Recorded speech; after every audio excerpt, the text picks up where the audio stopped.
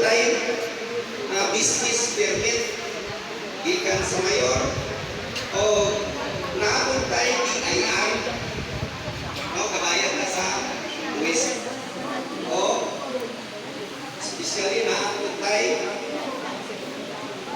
license to operate gikan sa DSWD no? So ang Unity Life na ay ito ang programa. Ang unang program ginatawag na ito na mortuary benefits. So, yung na mortuary, isa kayo na mortuary para sa patay, no? Oh. So, muna isa niya ang programa. Ang ikadua, lahat tayo ginatawag na hospitalization program. No?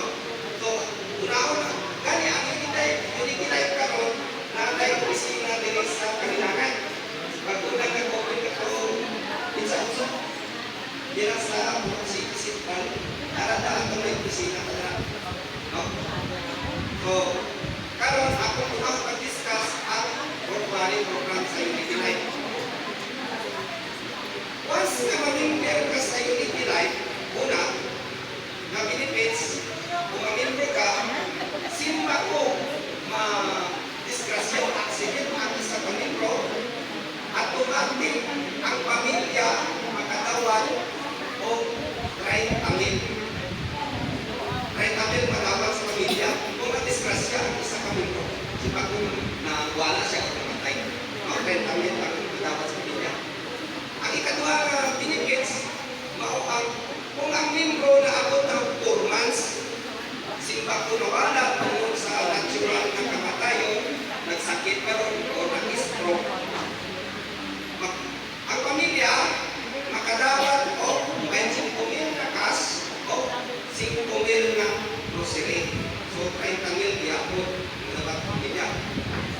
Ikatulong ang benepisyo sa mortuary kung ang membro niabot na sa 8 months pataas, simba ko nawala sa natural death, kamatayo o sa sakit, ang pamilya makadawat o 50,000 na cash tayo 10,000 na grocery, total 60,000. No?